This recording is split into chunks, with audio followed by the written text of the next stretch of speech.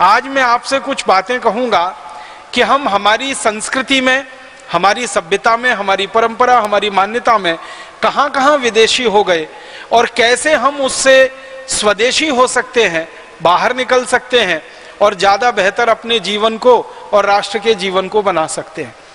सबसे पहला जो बिंदु है वो ये है कि हमारे अपने जीवन में सबसे ज्यादा विदेशीपन आया है तो हमारी भाषा के स्तर पर आया है।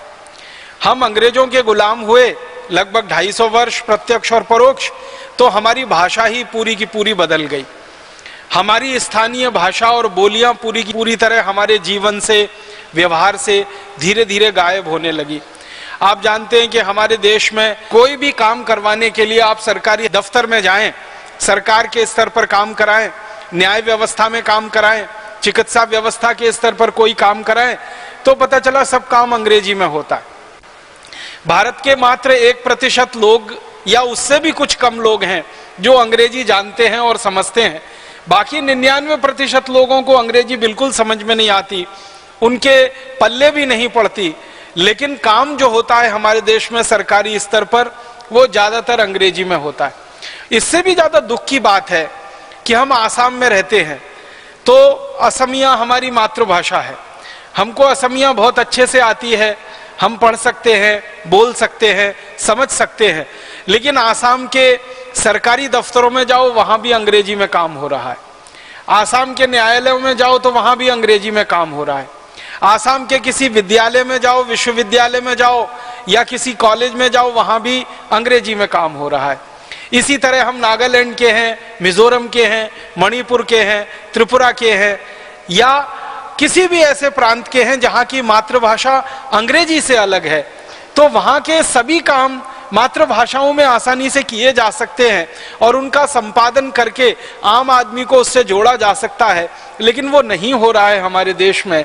हर जगह नीचे से ऊपर तक, साधारण से विद्यार्थियों के प्राथमिक स्कूल से लेकर, प्राइमरी स्कूल से लेकर उच्च शिक्षा के अंतिम विश्वविद्यालय तक हर जगह अंग्रेजी का बोलवाला, प्राथमिक कार्यालय से लेकर मुख्यमंत्री के कार्यालय तक अंग्रेजी का बोलवाला, और उसके भी ऊपर जाएं प्रधानमंत्री के कार्यालय तक अंग्रेजी का बोलवाला, प्राथमिक स्तर की अदालत से लेकर उच्चतम न्यायालय तक जाएं तो अंग्रेजी का बोलवाला, प्राथमिक स्तर के किसी स्वास्थ्य चिकित्सा केंद्र से लेकर और भारत के सबसे बड़े हॉस्पिटल ऑल इंडिया इंस्टीट्यूट तक जाएं तो अंग्रेजी का बोलवाला।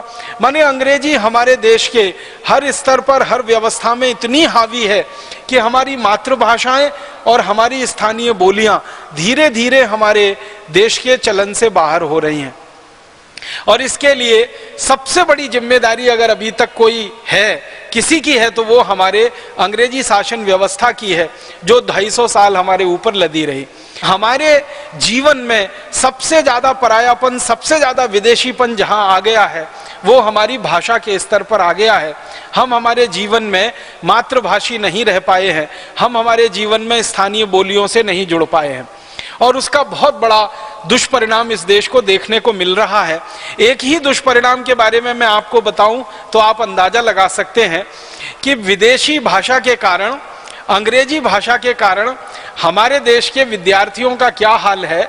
सरकार के आंकड़े बताते हैं कि प्राथमिक स्तर पर इस देश में 18 करोड़ विद्यार्थी पढ़ने के लिए जब भर्ती होते हैं तो अंतिम स्तर तक, जिसको हम उच्चतम शिक्षा कहते हैं, वो इंजीनियरिंग की हो सकती है, मेडिकल की हो सकती है, प्रोफेशनल कोई दूसरी शिक्षा हो सकती है, मैनेजमेंट की हो सकती है, तो पहली कक्षा में अगर 18 करोड़ विद्यार्थी भर्ती होते हैं पूरे देश में, तो अंतिम कक्षा में पढ़कर पास होने वाले सिर्फ 1 करोड़ होते हैं।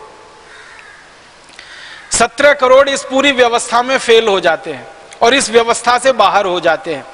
भारत सरकार ने 3 बड़े शिक्षा आयोग बनाए अलग अलग समय पर। एक दौलत सिंह कोठारी आयोग बनाया गया, DS कोठारी आयोग, एक आचार्य राममूर्ति आयोग बनाया गया शिक्षा व्यवस्था पर अनुसंधान और शोध करने के लिए, और एक तीसरा आयोग इस देश में बना।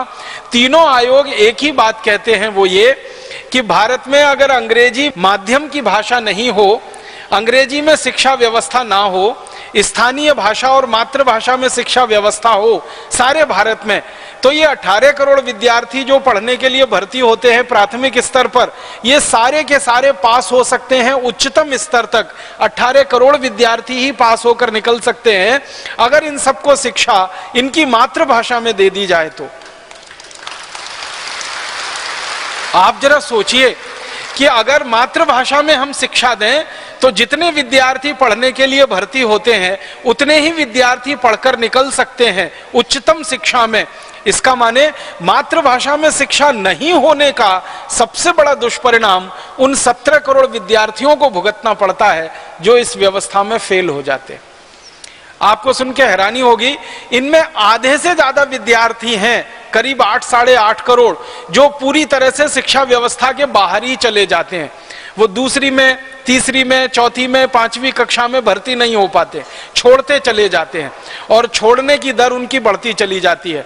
और बचे हुए कुछ 8 साढ़े 8 करोड़ विद्यार्थी हैं जो हमेशा के लिए फेल ही हो जाते हैं। ये हमारे भारत सरकार के द्वारा बनाए गए आयोगों की रिपोर्ट में बहुत साफ साफ लिखा हुआ है।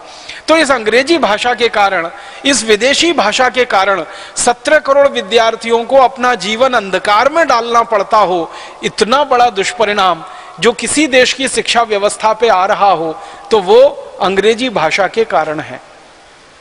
आप अगर इसको प्रतिशत में निकालेंगे तो ये प्रतिशत बहुत बड़ा प्रतिशत निकलता है। अगर आप इसको ऐसे समझने की कोशिश करें कि 18 करोड़ विद्यार्थियों में से 1 करोड़ 80 लाख विद्यार्थी अगर पास हो रहे हैं तो 10% पास हो रहे हैं, और अगर 1 करोड़ पास हो रहे हैं तो वो लगभग 5% के बराबर है। माने हमारी शिक्षा व्यवस्था में 95% विद्यार्थी हमेशा के लिए बाहर हो रहे हैं या फेल हो रहे हैं या पूरी व्यवस्था से बाहर हो रहे हैं। तो ये दुष्परिणाम एक और एक कारण से है, और वो है विदेशी भाषा, पराई भाषा, अंग्रेजी भाषा। तो जब हम भाषा को ओढ़ने की कोशिश करते हैं और खासकर विदेशी भाषा को अपने ऊपर लादने की कोशिश करते हैं तो उसका सबसे बड़ा दुष्परिणाम यहां निकलता है शिक्षा व्यवस्था के लगातार फेल होते चले जाने। मुझे कई बार ऐसा लगता है कि ये 17 करोड़ विद्यार्थी फेल नहीं होते हैं, ये हमारी पूरी की पूरी शिक्षा व्यवस्था के फेल होने का प्रमाण है।